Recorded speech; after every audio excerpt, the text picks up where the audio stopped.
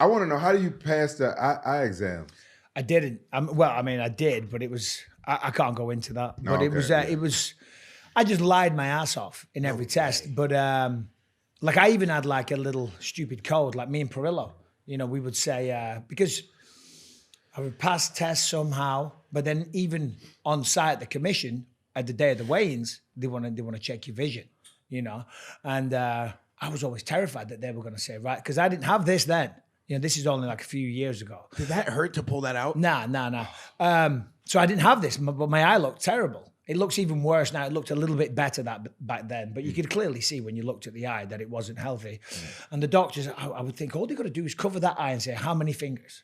And then I'm fucked. So every training camp, the fight was the easy part because I was always terrified. I'm spending all this money on a training camp. I'm putting all this effort into it. I'm going to fly off to wherever it is. And then day before the fight, I'm going to get pulled from the fight. So the stress was so, it was major. And then when I would get past the weigh-ins, I was like, oh my God, relief. Now I know I can fight. Now I'm good. Now I'm happy. Now all I've got to do is actually go out and fight. I don't really give a fuck about the fight. That got to be a tremendous amount of stress. The stress was insane. Insane. So anyway, me and Perillo had a thing. I said, right, well, if he covers up the eye, go for one finger, for two or whatever. We did that a couple of times. And to be honest, they never even did it. They just went, can you see out of that eye?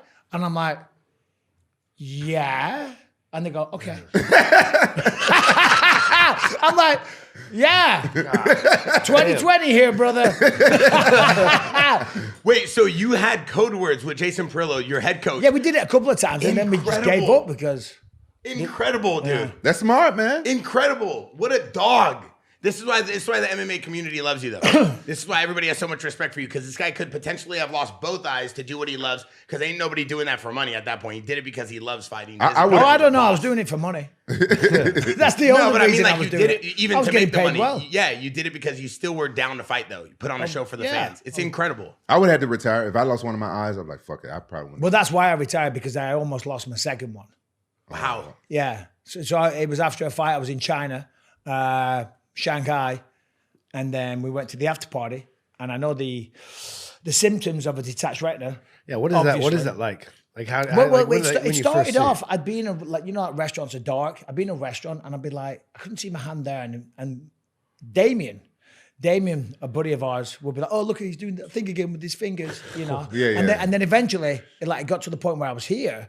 So then I Googled it, and then I called up a doctor. I said, I think I got a detached retina. They said, why do you say that? I said, well, because when I wiggle my fingers in front of my face, I can't see them. They went, yeah, you might want to come in right now. So then I went in, they went, yeah, you got a detached retina. So we've got to operate on it straight away. Why wiggle? Why not like? Well, I don't know. I was just like, can you see that? Can you see that? You know? Yeah. So yeah, anyway, so we're in China, and then we're in this fucking big, huge nightclub. There was like a big shark in a fish tank. And I look to the left, and I look back, and I get like a flash of light in my eye. And I look left again, I look right, and it just kept doing it. I'm like, oh my God, I don't believe this. Because the doctor always said to me, this one doctor, I lied on the test. I memorized the eye chart, you know what I mean? He went out the room. It was like an old school thing that he could spin round. It was like a triangle. And A, C, D, B, F, you know, the letters. All you had to do to pass was the top letter and the two letters below it. So that's 2200 vision, which is still classed as legally blind. But as long as you could get those three letters, you could pass the test. So he went out the room. So I was like, okay, C, D, E, turned it round, remembered them all. The guy came in, covers up my bad eye first, asked me, C, D, E, whatever they were. And then he doesn't move it, and then covers up my good eye, and he's like, read out what you can see. So I'm like, C, D, E, ooh, it's getting a bit hard now. Anyway, so then he says, right, you've passed. He said, but I wouldn't fight, Michael, because if anything happens to your good eye, you're going to be blind. I'm like, oh, yeah, it's a good point, Doc.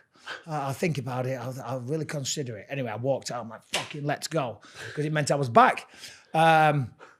So anyway, I'm in China, and then my eye starts giving it all this shit, and I'm like, oh my God, I don't believe it. He warned me, and I was so pig-headed and arrogant. I'll be fine, because I always thought lightning ain't gonna strike twice. How many fighters lose an eye?